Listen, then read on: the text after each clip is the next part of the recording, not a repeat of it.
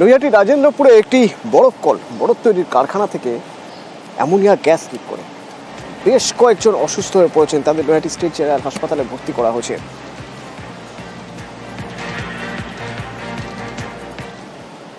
এখনো পর্যন্ত মালিক আসেনি, রাত্রেবেলা থেকে হয়েছে। সঞ্জয় রায় বলে মালিকের নাম। হ্যাঁ, সঞ্জয় রায় নৈহাটি থেকে রাত্রেবেলা পয়সা নিয়ে চলে যায়। চ্যাংড়াও পেয়েছে নাকি? এলাকার লোক মরবে যেখানে যেটা ভোপালে হলো। তাহলে আমরা চাইছি টোটালটা যেন বন্ধ হয়ে যায়, মানে আজকে থেকে নাই চলে এটা। আমার সহকর্মী অরুণ রয়েছেন আমার সঙ্গে সরাসরি। অরুণ, কি অবস্থা এখন? যারা হাসপাতালে ভর্তি, চিকিৎসকরা কি বলছেন? কি কতজন হাসপাতালে ভর্তি, তাদের শারীরিক পরিস্থিতি কেমন, এবং এই কারখানা সম্পর্কে আমরা কি জানতে পারছি? কারখানা কার? দেখো, এই নৈহাটি রাজেন্দ্রপুরে যে বরফ তৈরির কারখানা রয়েছে সেই কারখানায় কিন্তু অ্যামোনিয়া গ্যাস ব্যবহৃত হয়। সেই গ্যাস কিন্তু ভোরবেলায় তার সেখান থেকে লিক হয়ে যায় এবং 5টা নাগাদ সেই কারখানা লিক হওয়ার পর এলাকার মানুষ কিন্তু প্রথমে বুঝতে না পারলেও পরে তারা শ্বাসকষ্ট অনুভব করেন এবং তারা কিন্তু এলাকায় এসে দেখতে পান যে ভীষণভাবে গ্যাস লিক করছে। তখন তারা ঘটনাস্থলে দমকলের ইঞ্জিন আসে এবং গ্যাস নেওয়া বন্ধ করার চেষ্টা করে। যেহেতু অ্যামোনিয়া গ্যাস খুব ভারী গ্যাস, সেই গ্যাস কিন্তু ছড়িয়ে পড়ে চতুর্দিকে। এলাকার মানুষ আতঙ্কিত হয়ে পড়ে। বহু লোক যারা বয়স্ক শ্বাসকষ্টের জন্য রোগে ভুগছিলেন তারা কিন্তু হসপিটালে ভর্তি হয়েছে এবং এলাকার লোক কিন্তু এলাকা ছাড়া অনেকেই সরে গেছে, কারণ যে কোনো ধরনের বড়সড় দুর্ঘটনা ঘটতে পারে। এখনো পর্যন্ত কিন্তু পুরোপুরি নিয়ন্ত্রণে আসেনি গ্যাস, তবে চেষ্টা করা হচ্ছে। যেহেতু যেখান দিয়ে গ্যাসটা লিক করেছিল সেই জায়গাটাকে বন্ধ করা এখন একটু চাপ হয়ে গেছে, কিন্তু এখন দমকলের যারা কর্মীরা রয়েছে তারা কিন্তু চেষ্টা করা হচ্ছে। এই ঘটনা এলাকার লোক আতঙ্কিত এবং ঘটনাস্থলে এখানকার বিধায়ক রয়েছেন সোমনাথ শ্যাম, তিনি সেখানে এসছেন এবং সেখানে শুধু তাই নয়, তিনি বলছেন যে এলাকার লোকের দাবি হচ্ছে এই ধরনের গ্যাস, একদম জনবহুল এলাকা, প্রচুর মানুষের বসবাস, তারা এখানে এই ধরনের কারখানা আর থাকতে দেবেন না। কারণ আগে যখন হয়েছিল তখন ঠিক ছিল, এলাকায় মানুষ ছিল না, এখন এত মানুষের বসবাস, এই নিয়ে কিন্তু এলাকার মতানৈক্য তৈরি হয়েছে। তাদের দাবি অবিলম্বে এই গ্যাস কারখানাকে সেখান থেকে সরিয়ে দিতে হবে। ধন্যবাদ। আতঙ্কে আছেন এই গ্যাস লিকের জন্য? আতঙ্কে আছি আমরা। এর আগেও কি গ্যাস লিক হয়েছিল? আর পুলিশ এসেছিল? না, আজকে পুলিশ কি চাইছেন আপনারা? কি চাইছেন? আমি চাইছি ফ্যাক্টরিটা ঠিক করে চালায়। এখন না ঠিক হবে চালানো বন্ধ। এলাকার মানুষদের নিরাপত্তার স্বার্থে কি করছেন? তো এরিয়া কর্ডন আছে, ভ্যাকেট করা হচ্ছে। এখানে বাচ্চা কাচ্চা যারা যাচ্ছে তাদের সাবধান করে দেওয়া হচ্ছে বা সরিয়ে দেওয়া হচ্ছে। এই কারখানাটা বহু পুরনো কারখানা, 88 সালের কারখানা। আমি ব্যক্তিগতভাবেও জানি কোনো কারণে হয়তো একটা লিকেজ হয়েছে। প্রথমের দিকে তারা লিকেজের পয়েন্টটা ধরতে পারেনি, রাতভর কাজ করেছে, এখন সে পয়েন্টটা ধরে নিয়েছে, সেটাকে রেনোভেট করছে। পার্শ্ববর্তী এলাকায় একটু অসুবিধে হয়েছে, আশা করি খুব শিগগিরই হয়ে যাবে। প্রশাসন এসছে, ফায়ার ব্রিগেড এসছে, সবাই মিলে জিনিসটা নিয়ন্ত্রণে নিয়ে এসছে। খুব শিগগিরই ব্যাপারটা রেকটিফাই হয়ে যাবে। সেটা প্রশাসনিকভাবে আমরা দেখছি, কথা বলে কিভাবে কি করা যেতে পারে সেটা আমরা দেখছি। অমৃত ভারত প্রকল্পে দিনহাটা স্টেশন মডেল স্টেশন হবে, তো মানুষ সহ্য করেছেন। 2 বছর ধরে কাজ হচ্ছে হয়েই চলেছে, এখনো সে কাজ শেষ হয়নি। এবার যাত্রীরা অধৈর্য হয়ে পড়েছেন, তারা এবার ক্ষোভ প্রকাশ করছেন যে এতদিন হয়ে গেল এখনো পর্যন্ত সেই মডেল স্টেশন তৈরির কাজ এখনো পর্যন্ত শেষ হলো না। শুভঙ্কর আমার সঙ্গে রয়েছেন। শুভঙ্কর, কাজ কতদূর এগিয়েছে? যাত্রীরা বা কি বলছেন? কোথায় সমস্যা হচ্ছে যাত্রীদের? হ্যাঁ অতনু, তোমাকে জানিয়ে রাখি, দেখো কোচবিহার জেলার একটি গুরুত্বপূর্ণ rail station Dinhata rail station, সেই দিনহাটা রেল স্টেশনকে 2023 সালে অমৃত ভারত প্রকল্পে এই রেল স্টেশনকে আধুনিক অর্থাৎ মডেল স্টেশন গড়ে তোলার কাজ শুরু হয়। সে সময় রেল দপ্তরের আধিকারিকরা এসে শিলান্যাস করেছিলেন, কিন্তু 2 বছর পেরোতে চললো, কিন্তু সেই রেল স্টেশনের কাজ শেষ হয়নি। শেষ তো হয়নি, উল্টো অর্ধেক কাজও হয়নি এবং পরিস্থিতি এতটাই খারাপ। এই স্টেশনে উত্তরবঙ্গ এক্সপ্রেস, শিয়ালদাগামী উত্তরবঙ্গ এক্সপ্রেস সহ একাধিক ট্রেন আসে, ফলে যে যারা ট্রেন ধরতে আসে তা সেসব যাত্রীদের দুর্ভোগের মধ্যে পড়তে হয়। তাই রেল দপ্তরের কাছে বাসিন্দাদের আর্জি, দ্রুত যাতে যে ঢিমে তালে একটা কাজ চলছে সেই কাজ যাতে দ্রুত শেষ হয় সেই দাবি করেছেন বাসিন্দারা। যদিও রেল দপ্তর জানিয়েছেন যে গোটা বিষয়টি খতিয়ে দেখা হচ্ছে, কোথায় ঘাটতি রয়েছে এবং কাজ যাতে দ্রুত শেষ করা যায় সে বিষয়টাও উদ্যোগ নেওয়া হচ্ছে। অতনু, ধন্যবাদ।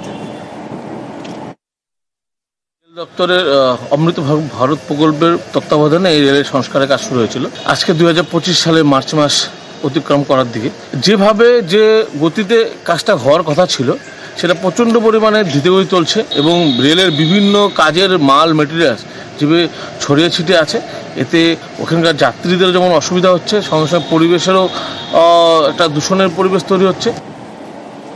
উত্তর চব্বিশ পরগনার হাবড়ার কুমড়া এলাকা মাটি মাফিয়াদের দৌরাত্ম্য এমন জায়গায় চলে গিয়েছে, 3 ফসলি জমির মাটিও বাদ দিচ্ছে না।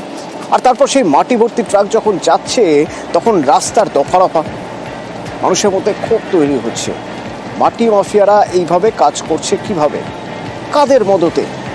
আমার সঙ্গে জিয়াউল রয়েছে ফোনে, বলতে পারবেন জিয়াউল? একদম, দেখো হাবড়ার কুমড়া কাশীপুর গ্রাম পঞ্চায়েতের সোনাডাঙ্গা বলে একটি এলাকা রয়েছে, সেখানে দিনে এবং রাতে অর্থাৎ অবৈধভাবে 3 ফসলি কৃষি জমি, সেখান থেকে মাটি পাচার হচ্ছে।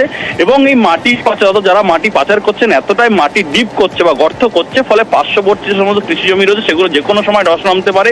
অন্যদিকে যে রাস্তা দিয়ে এই মাটির গাড়ি চলছে, ভারী গাড়ি যাচ্ছে, ফলে সেই রাস্তার দফারফ অবস্থা, গ্রামীণ পিচ রাস্তার একেবারে দফারফ অবস্থা। এলাকার মানুষ একাধিকবার সোচ্চার হয়েছেন, একাধিকবার বলেছেন, কিন্তু কোনো ভ্রুক্ষেপ করা হয়নি। পঞ্চায়েতকে জানানো হয়েছে, কিন্তু এখনো পর্যন্ত কোনো ব্যবস্থা নেওয়া হয়নি। ফলে এলাকায় তীব্র একটা সমস্যা হচ্ছে, তার কারণ যেভাবে মাটি মাফিয়ারা দিনের আলোয় একেবারে মাটির গাড়ি গ্রামের মধ্যে দিয়ে যাচ্ছেন, ফলে যে কোনো সময় দুর্ঘটনা ঘটতে পারে। ফলে এলাকাটা সমস্যা তৈরি হয়েছে। ইতিমধ্যেই কিন্তু পঞ্চায়েতকে জানানো পরেও কিন্তু কোনো ব্যবস্থা নেয়নি, এমনটাও কিন্তু এলাকা সূত্রে খবর। ফলে এলাকায় একটা চাপা উত্তেজনা রয়েছে, যেভাবে দিনের পর মাটির গাড়ি চলছে, ফলে এলাকায় কৃষি জমি নষ্ট হচ্ছে, ফলে সমস্যায় পড়েছেন এলাকার কৃষকরা। অতনু, ধন্যবাদ। না, গত বছর থেকে এটা হচ্ছে মালিকানা জমি, 2 ফসল তাহলে হয়, 2 ফসলি জমি, সেখান থেকে অবাধে মাটি কাটা হচ্ছে। কি কি ক্ষতি হচ্ছে আপনাদের? আমাদের ক্ষতি মানে কি, আমাদের মাছ টাছ করলেই বাড়িয়ে যাচ্ছে, তাহলে পাহাড়টা মজবুত করে দিচ্ছে না। আর এই যে সব সময় গাড়ি চলছে, তো এতে মোটামুটি জনগণেরও খুব অসুবিধে। এই যে গ্রামের রাস্তা ক্ষতি হচ্ছে, মাটি কাটিয়ে রাস্তাঘাট কিছু থাকতেছে না। এরপরে ধরো ওই বর্ষা হলে সে জল বেঁধে যাচ্ছে, রাস্তা যাচ্ছে, এরা আরে ওই ধরো গ্রামে যারা যারা মাটি কাটাচ্ছে তাকে কিছু কিছু পয়সা করে দিচ্ছে ওরা, এই জন্য গিয়ে পরে আর কেউ ভর্তিপাত করতেছে না। মাটির গাড়ি চলে কখন? মাটির গাড়ি সারা দিন চলবে, আর রাত 4টা তক চলবে। বজবজের সুভাষ উদ্যান থেকে ময়লা ডিপো পর্যন্ত এই রাস্তা সংস্কার হবে, তার জন্য 6.5 কোটি টাকা বরাদ্দ হয়েছে। সংস্কারের কাজ শুরু হতেই দেখা গেল এই রাস্তা থেকে মাটি কেটে কেটে অন্য জায়গায় বিক্রি করা হচ্ছে। সমীর রয়েছে আমার সঙ্গে, সমীরের সঙ্গে একবার কথা বলবো। সমীর, এটাও কি সংস্কারের একটা নির্দিষ্ট ভাগ নাকি, যে রাস্তা থেকে মাটি কেটে তুলে সেটা অন্য জায়গায় বিক্রি করা হবে? পুরসভা জানে? দেখো তুমি যেটা বলেছো একদম ঠিক বলেছো, যে এই মহেশতলা এই বজবজ পৌরসভার যে 19 নম্বর ওয়ার্ড ইন্ডাস্ট্রিয়াল এলাকা, এই এলাকায় যে দীর্ঘদিনের রাস্তার প্রবলেম ছিল, সেই রাস্তা নিয়ে এটা নিয়ে বারবার অবরোধ হয়েছিল। তারপরে রাস্তার সংস্কার হচ্ছে, 6 কোটি টাকার মতন এরকম একটা স্যাংশন হয়েছে। এই যখন স্যাংশন হয়েছে, যখনই পিডব্লিউ যে রাস্তা সরকার থেকে করা হচ্ছে, করার পরেই তারপরে সেই রাস্তার মাটি যখন উঠে ডাম্পিং গ্রাউন্ডে যাবার কথা, সরকারি যে ডাম্পিং গ্রাউন্ড আছে সেখানে যাবার কথা, কিন্তু যে ওখানকার 19 নম্বর ওয়ার্ডের কাউন্সিলর আছে তার একজন যে ওখানকার মাটি তুলে অন্যান্য জায়গায় বিক্রি করছে। এলাকার লোক ওখানে মুখ খুলতে পারছে না, যে ভয়, যে মুখ খুললে যে লুৎফর তার বাড়ি, যে কাউন্সিলর আছে 19 নম্বর ওয়ার্ডের লুৎফর হোসেন, তার বাড়ি ভাঙচুর করবে, এবং সেই জন্য ভয় ওখানকার লোক কিছু বলতে পারছে না আমাদের সামনে।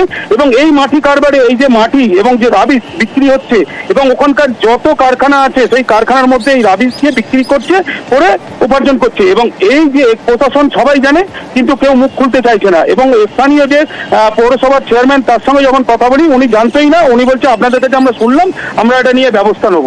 অতনুদা, ধন্যবাদ। রাস্তাটা বজবজ পৌরসভারই। এই রাস্তাটা আমরা অনেকদিন সংস্কার করতে পারিনি, কেননা এই রাস্তায় বজবজের জন্য একটা আন্ডারগ্রাউন্ড রিজার্ভার হচ্ছে। এই রাস্তাটা আমরা গভর্নমেন্টের কাছে অ্যাপ্রোচ করেছিলাম, যে আমাদের সায়েন্টিফিক সলিড ওয়েস্ট ম্যানেজমেন্টের অ্যাপ্রোচ রোড, এবং গভর্নমেন্ট সেই অনুযায়ী আমাদের রাজ্য সরকার প্রায় 6.5 কোটি টাকা বরাদ্দ করেছে। এখন অল্প কাজ শুরু হয়েছে, মাটিটা কাটিয়ে তুলছে, তুলে সাইডে রাখছে, হয়তো ওখান থেকে কেউ চুরি চামারি করছে, তার মানে বোঝা যাচ্ছে। যখন আমরা জানতে পারলাম, আমরা বিষয়টা খোঁজ নেবো,